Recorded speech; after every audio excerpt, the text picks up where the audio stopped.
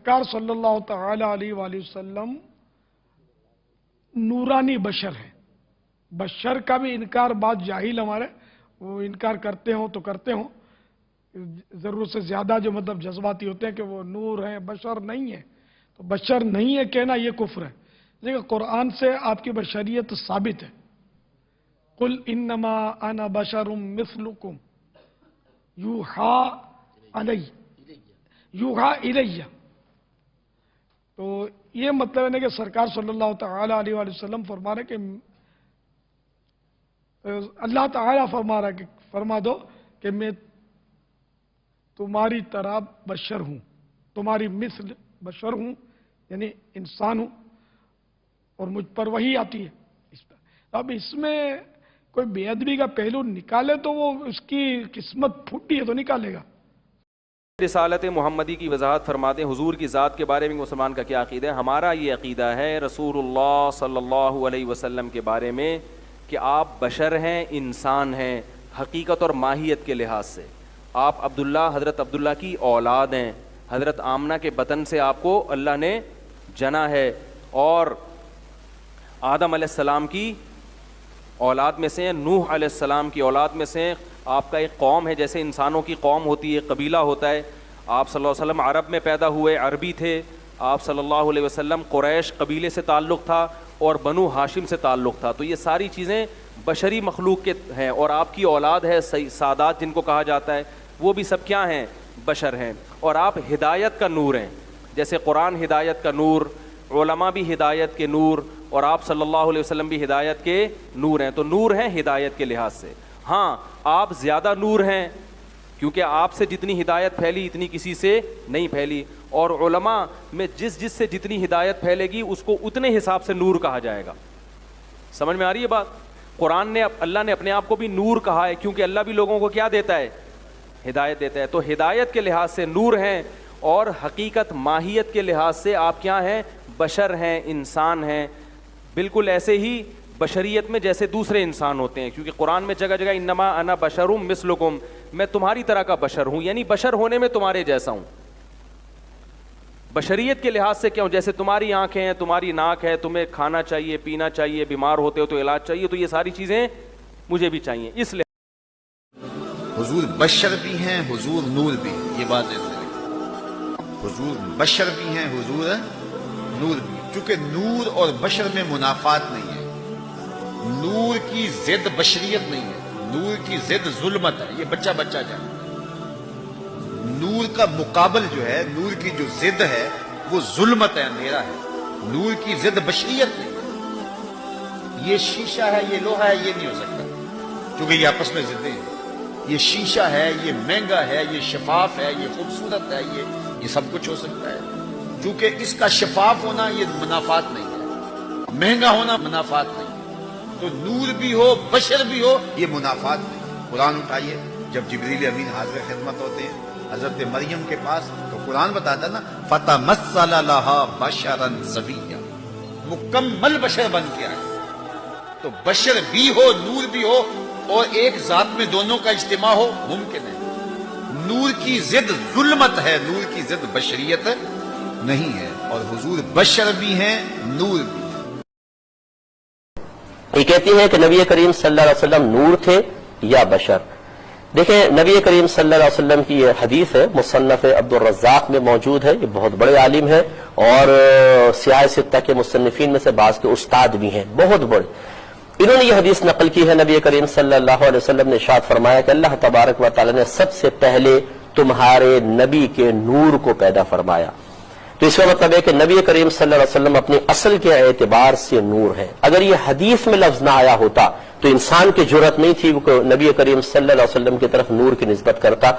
اب وہ نور کیسا تھا اس کی حقیقت کوئی نہیں جانتا ہے، لیکن حدیث کے ظاہر کو بنیاد بنا کر اگر کوئی جملہ کہے کہ نبی کریم صلی اللہ علیہ وسلم اپنی اصل کے اعتبار سے نور ہے، اس میں کوئی انکار نہیں. پھر ہر نبی بشر ہوتا ہے، یاد رکھیں. جو نبی کی بشریت کا انکار کرے وہ کافر ہے. ہر نبی بشر ہوتا ہے، کوئی فرشتہ نبی بن کر نہیں آتا، کوئی جن نہیں، کوئی عورت نبی نہیں ہوئی، مرد ہوئے اور بشر ہوئے.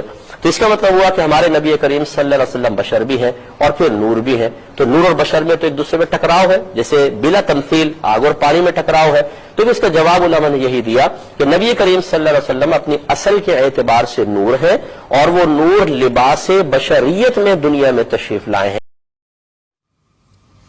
البتہ ایک مسئلہ جو ہے نور اور بشر کا، وہ ذرا تھوڑا سا میں حل کر دوں. آج آپ سمجھتے ہوں گے لا ینحل ہے.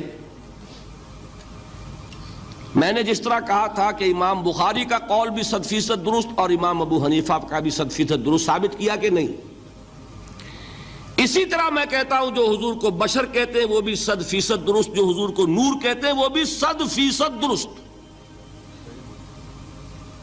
مطلب کیا ہے؟ دیکھیے، ہر انسان کے وجود کے دو حصے ہیں. میں نے پہلے دن شاید کچھ بیان کیا تھا.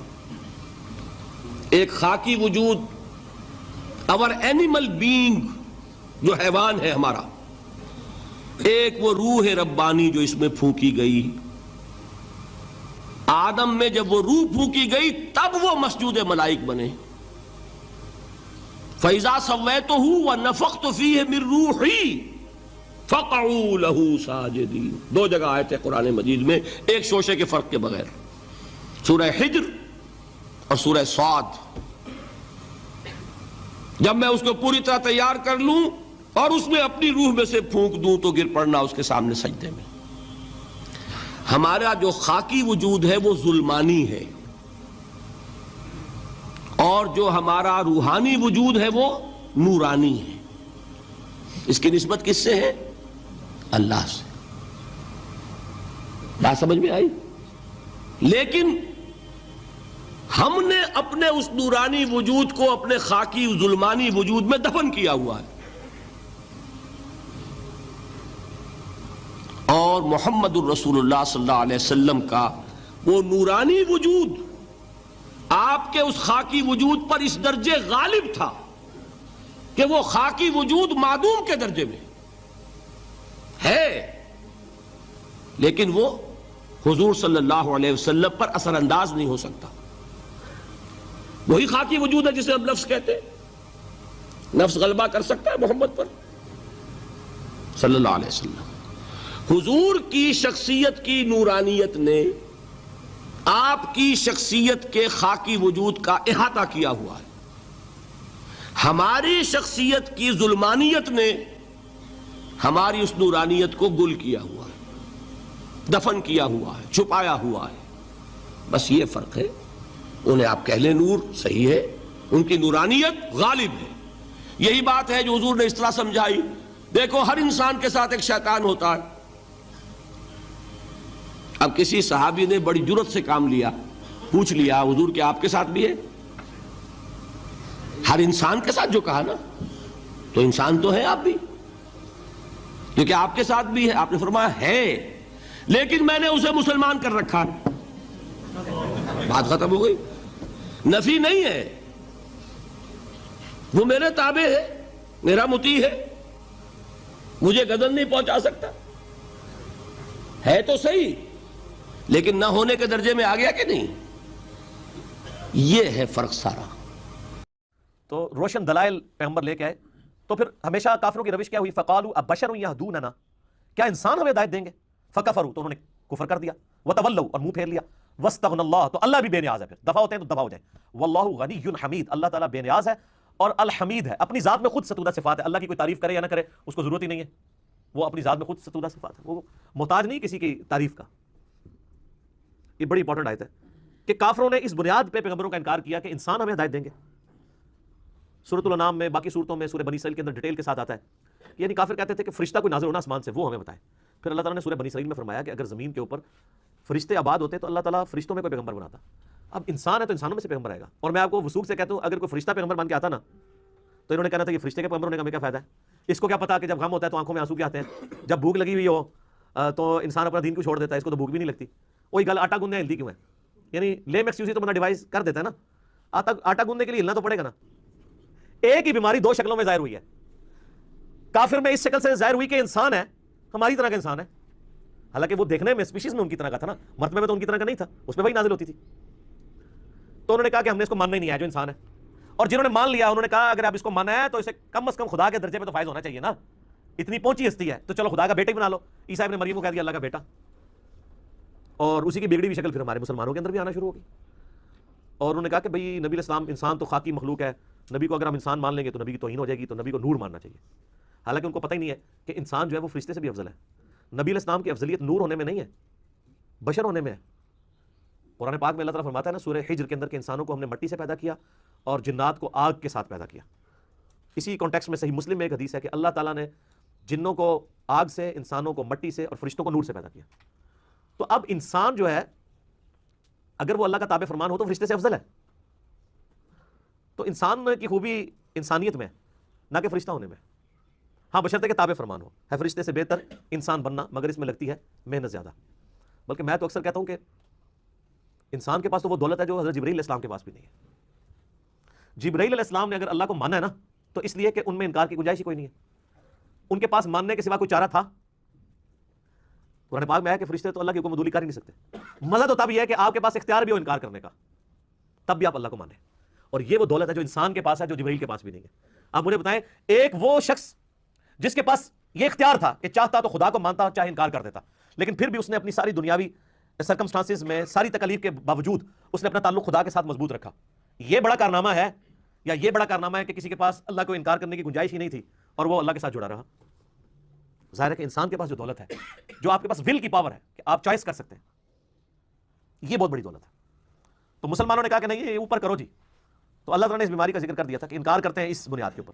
تو اس سے یہ بات پتہ چلی کہ کافروں نے پیغمبروں کا انکار کیا ان کی بشریت کی وجہ سے، اور مسلمانوں نے پیغمبروں کی بشریت کا انکار کیا ان کے پیغمبر ہونے کی وجہ سے. دیکھا ایک بیماری کی دو شکلیں. اچھا آدھی بات کافروں کی صحیح تھی، آدھی بات مسلمانوں کی صحیح. کافروں کی آدھی بات صحیح تھی کہ واقعی انسان ہی ہے، اور اللہ نے اس کو کہا کہ بھئی انسان اس لیے ہے کہ تم بھی انسان ہو نا، تو انسانوں کے لیے انسان رول ماڈل ہوں گے. مسلمانوں کی بھی آدھی بات صحیح ہے کہ انہوں نے ان کو پیغمبر مانا، لیکن آدھی بات پھر مسلمانوں میں غلط آ گئی کہ یہ پیغمبر ہے تو اب اس کو کم از کم خدا کے درجے تک تو کم از کم لے کے جاؤ، یا اس سے تھوڑا نیچے ہی رکھو. بس اتنا فرق کر دو کہ اللہ کا ذاتی ہے، اس کا عطائی ہے، وہ خالق ہے، یہ مخلوق ہے. باقی تو وہ جو احمد بریلوی صاحب کا بھی شعر ہے نا، نہیں محبوب و محب میں تیرا میرا، وہ کہتے ہیں بھائی محبوب اور محب کا معاملہ ہے، اس میں تیرا میرا کوئی نہیں، جو کچھ اللہ کا ہے اسی کا مالک نبی علیہ السلام بھی ہے. تو یہ پھر یعنی غلو کیا. اور صحیح بخاری میں کتاب الانبیاء چیپٹر میں حدیث موجود ہے، نبی علیہ السلام نے فرمایا دیکھنا میری شان کو اس طرح بلند نہ کرنا جس طرح نصارہ یعنی عیسائیوں نے اپنے وقت کے پیغمبر عیسیٰ علیہ السلام کو شان میں بڑھا دیا تھا. میں اللہ کا بندہ اور اس کا رسول ہوں، مجھے اللہ کا بندہ اور اس کا رسول ہی کہنا.